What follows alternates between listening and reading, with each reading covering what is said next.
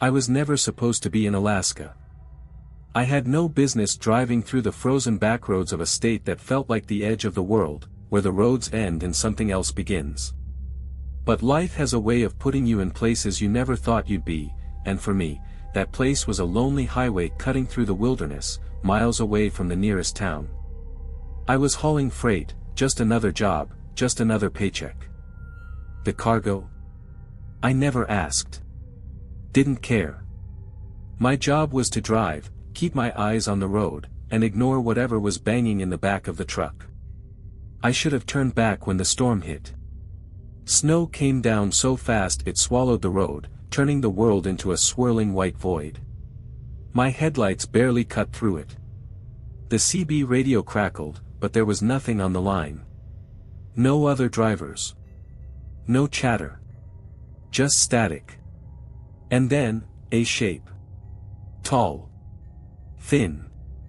Standing in the middle of the road. I slammed the brakes, my heart hammering against my ribs. The truck groaned as the tires fought against the ice, the trailer fishtailing behind me. And in that fraction of a second, I saw it, not a person. It was too tall. Too wrong. Its arms hung too long at its sides, fingers curling against the wind. The head, tilted, like it was listening. And then it moved. Not forward. Not backward. Just, sideways. Like a glitch in reality, like my eyes couldn't fully track the way it shifted through the snow. The truck shuddered as I forced myself to keep moving, swerving past where the thing had been. I didn't stop. I didn't look back. But the banging in the back of the truck got louder.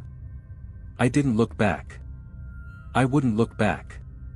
My foot stayed heavy on the pedal, pushing the truck forward as the snowstorm howled around me. The road barely existed anymore, just an endless stretch of white, blending into the sky.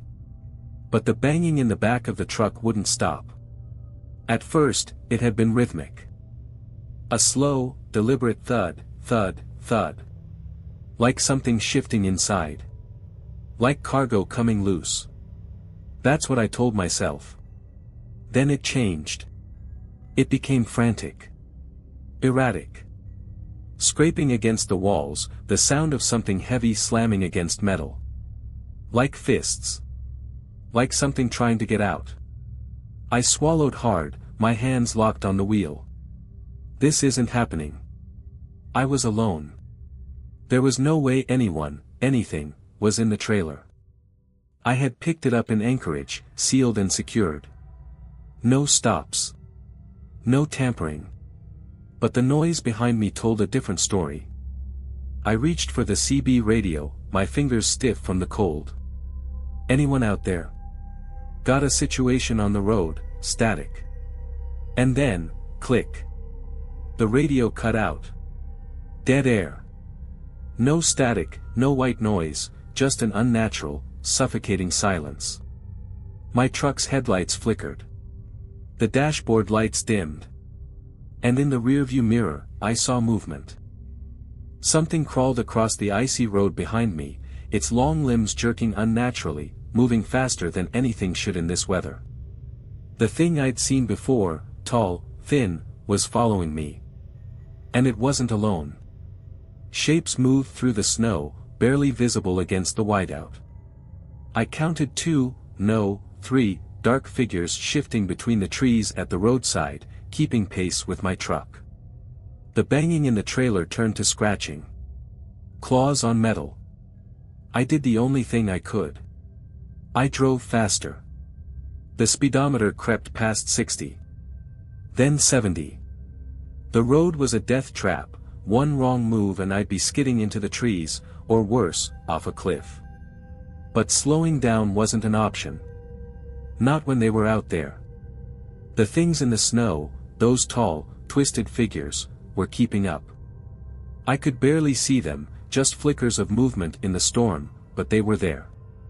Every time I thought I'd lost them, a dark shape would appear just beyond the glow of my headlights, moving closer. And the scratching from inside the trailer, it had turned into something worse. A voice. Low. Garbled. Like a recording played at the wrong speed. Me, utuat. I gritted my teeth. No. No way in hell. I didn't care what I was hauling, I wasn't opening that damn trailer. The CB radio crackled again. This time, it wasn't dead air. A voice came through. Faint. Distant. Driver. I jumped. The voice was slow and deliberate, like someone was forcing the words out. Don't stop driving. My mouth went dry. I pressed the button on the radio. Who the hell is this? Silence. Then, you picked up something you shouldn't have. A chill ran down my spine. I checked the side mirror, nothing but darkness and swirling snow. But the banging in the trailer was getting worse. More frantic. Whatever was inside, it was desperate. And then, a shape hit my windshield. A flash of gray, stretched skin, hollow eyes, black and sunken, a mouth too wide, slammed against the glass, staring at me. I swerved. The truck skidded, tires screeching against the ice. The shape peeled away, disappearing into the storm as quickly as it had appeared. But I'd seen it. I knew what it was. Not human. Not anymore. And then, from the CB radio, the voice returned. This time, urgent. You can't let it out. No matter what it says. The trailer groaned. The lock strained. And from inside, a voice, this time clear, spoke. Please, help me. The voice from inside the trailer was human. Or at least, it sounded human. Please, help me. I clenched the wheel so hard my knuckles turned white. My gut told me the truth before my brain caught up, it was a trick. But damn it, it was hard to ignore. The road stretched ahead, disappearing into the storm. My headlights barely cut through the swirling snow, and the figures outside, they were still there. Keeping pace. Watching. The radio crackled again. Driver. Listen to me. The same voice. Male. Steady, but urgent. Do not, under any circumstance, stop that truck. I swallowed hard. Who the hell are you? I asked. Static. Then, after a long pause, I used to be you. A shiver ran down my spine. What the hell does that mean? The banging in the trailer grew louder. Whatever was inside was fighting to get out. And then, the locks on the back snapped. My stomach dropped. In the side mirror, I saw it, the trailer doors hanging loose, swinging open just an inch. A gap. Just enough for something to squeeze through. I hit the brakes. Not enough to stop, just enough to throw whatever was inside off balance. The truck lurched. Metal groaned. The doors slammed shut again, but not before I saw something. A hand. Gray. Twisted. Fingers too long. It wasn't human. And then I heard it, laughing. Low. Breathless. Like it had been playing a game this whole time. The CB radio buzzed back to life. You saw it, didn't you? The man's voice was quieter now. You know what you're carrying. I did. But I didn't want to admit it. Whatever was in the back of my truck wasn't supposed to leave. And now it was trying to get out. The laughter from the trailer stopped. That somehow made it worse. I could still hear it back there. Not banging anymore. Not scratching. Just, moving. Slow. Deliberate. Like it knew I was listening. I swallowed hard, my breath fogging up the cab. My truck was still plowing through the storm, the wheels barely gripping the ice-covered road. The figures outside, they were still there. Keeping pace. Watching. And then, the trailer doors swung open. A sharp gust of wind ripped through the cab, rattling the truck as the locks gave way completely. The rearview mirror showed nothing but a black void behind me. Whatever was inside was free. I slammed my foot on the gas. The truck roared forward, tires skidding, the empty trailer doors flapping wildly. I expected something to jump onto the cab, to claw its way forward, to tear me out of my seat, but nothing happened. Instead, the figures in the snow stopped moving. I risked a glance at the side mirror. They stood perfectly still, just beyond the reach of my headlights. Their elongated bodies didn't shiver from the cold. Their hollow faces didn't react to the wind. They simply watched. And then, one of them dropped to its knees. Then another. One by one, they sank down, pressing their faces into the snow like they were bowing. That's when I knew. Whatever had been locked in my trailer, whatever had been laughing, wasn't afraid of them. They were afraid of it. The CB radio crackled again. The voice was faint. "Driver, you just made a mistake." My stomach twisted. What the hell was in my truck? Silence. Then, just before the signal cut out, something that wasn't meant to leave. My headlights flickered. The dashboard lights dimmed. And from somewhere above the truck, I heard a sound that I will never forget. Breathing. Deep. Slow. Right above the cab. I didn't stop. I didn't look. I just kept driving. The breathing above me was slow. Deliberate. Like it wanted me to know it was there. My hands were locked on the wheel, my knuckles white. Every nerve in my body screamed at me to look, to see whatever was crouched above the cab. But I didn't. Because some part of me knew. If I looked, I wouldn't survive. The storm was still raging, the road barely visible, but I didn't dare slow down. My only thought was to get to civilization, anywhere with people. But the radio crackled again. "Driver." It was the same voice. That same calm, steady voice that had been warning me from the start. "Listen to me." I swallowed hard. "I'm listening." A pause. "Then, you need to get out of that truck." The words hit me like a punch to the gut. "What? Now? While you still can." I glanced at the side mirror. The figures in the snow were still there, kneeling in the storm, their hollow faces pressed into the ice. Like they were praying. And then, a thud. Right above me. The roof buckled inward. Metal groaned under an impossible weight. The thing up there, it wasn't just riding the truck anymore. It was pressing down. Testing the strength of the cab. I could hear it shifting. Moving. And then. A whisper. Not from the radio. Not from outside. From right above me. "Keep driving, driver."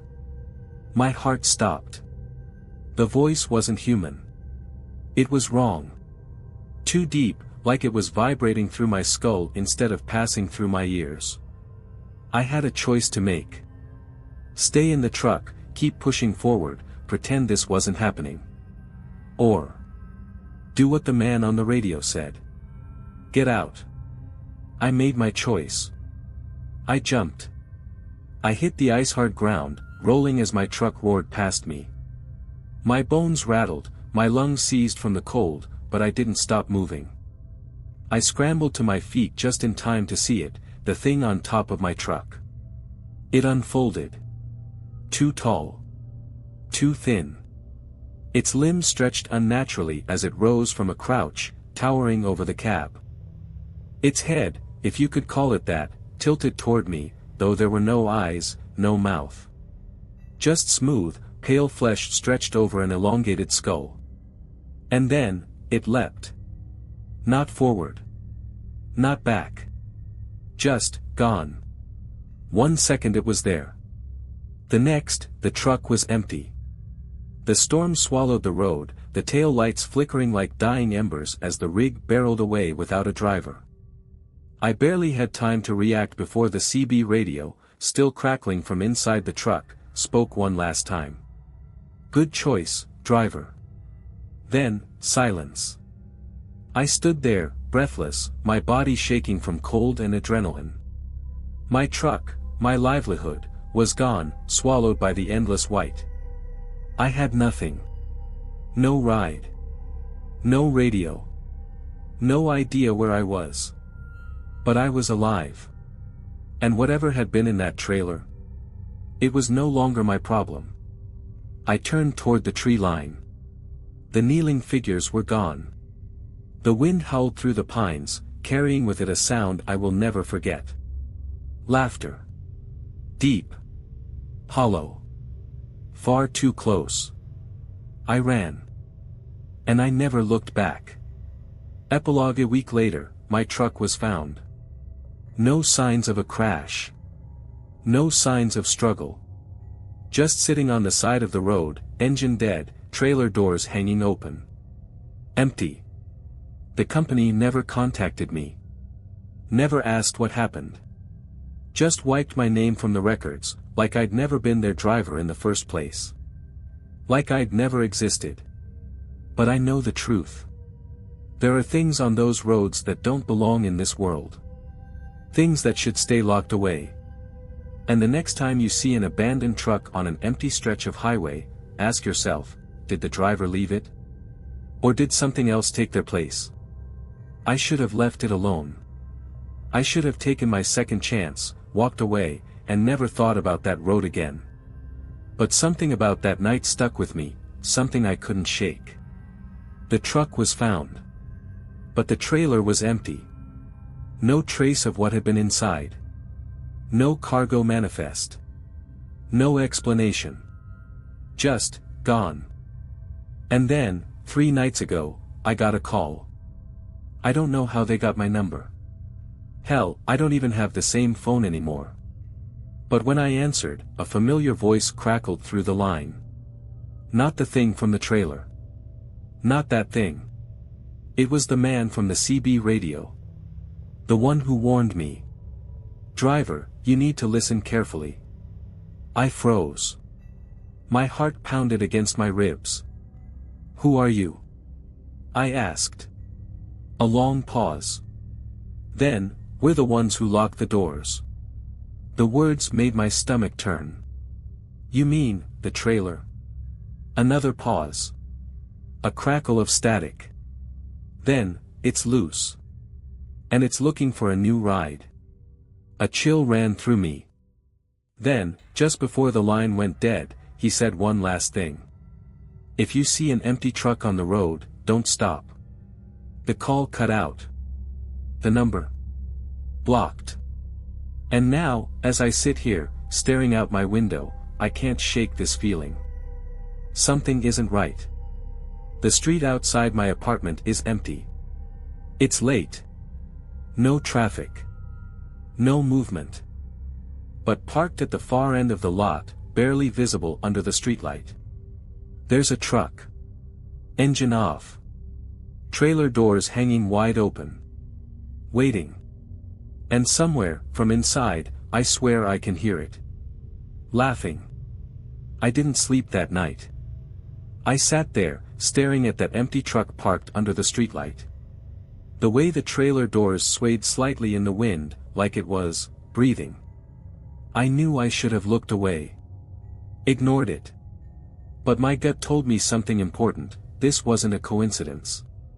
It was waiting for me. And worse, it knew I saw it. I don't remember falling asleep. Maybe exhaustion finally took over.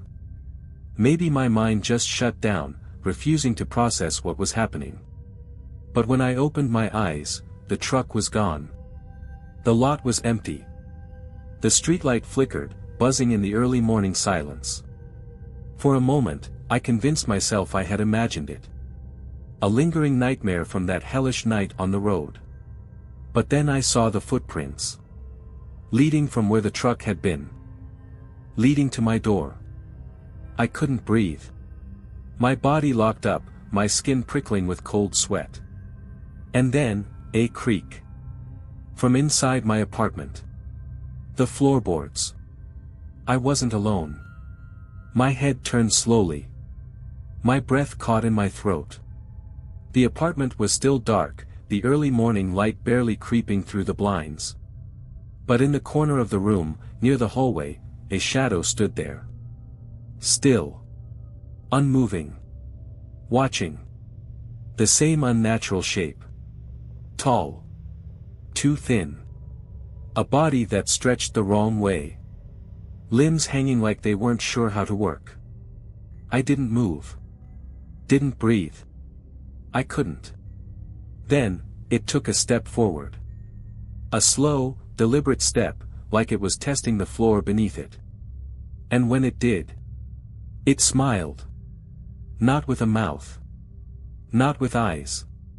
Just a slow shift in the air, a feeling, a twisting sensation in my head, like it was letting me know, in its own horrible way. It had found me. It smiled. Not like a person. Not like anything with a face. But I felt it. A slow, curling presence in my mind, twisting reality around it like a black hole. I wanted to run. Wanted to scream. But my body wouldn't move. The shadow took another step. Then another. Slow. Deliberate. The floorboards creaked beneath it, but I couldn't hear footsteps. Just that dull pressure in my head. Like a presence I wasn't supposed to perceive. My breathing was shallow. My muscles locked. My only thought was this isn't real. But it was. And then, the radio crackled. Not the CB radio. Not my phone. The static came from inside my apartment. Low. Warped. Then a voice, his voice. The man who had warned me. Driver. I didn't dare turn my head. But I could hear it, coming from the dark.